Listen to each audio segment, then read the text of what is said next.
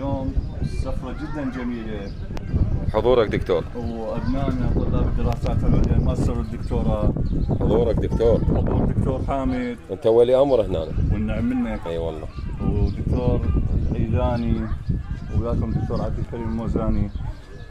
احمد قاعد يصور طالب دكتوراه ان شاء الله، مقبل على تغيير مستقبل المهني. الله يوفقك بوجودكم دكتور، انتم اصحاب فضل علينا.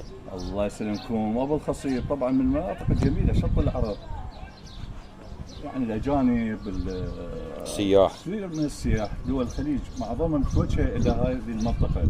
منطقه السبيليات من المناطق اللي هي على الكورنيش، والكورنيش جدا جميل، الهواء العذب، بالاسماك، بالمناطق، بالنخل. نعم. ان شاء الله ان شاء الله نشتغل العدد. اي ان شاء الله نحضر تخرجهم ونناقشهم.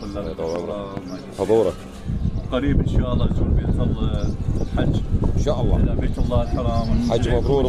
مقدما الحج مبرور. اهم شيء سلامتك ان شاء الله. سلامة كل استاذ، كل مدرس، كل معلم.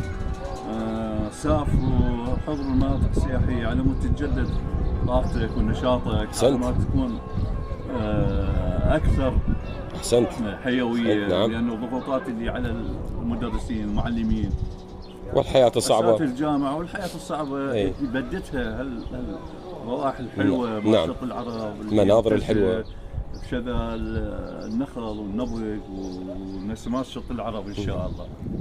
تحياتي لكم ان شاء الله. احسنت دكتور.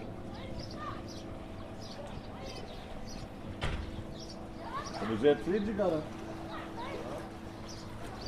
شوت دزلك قدام يمك ولا دزلك؟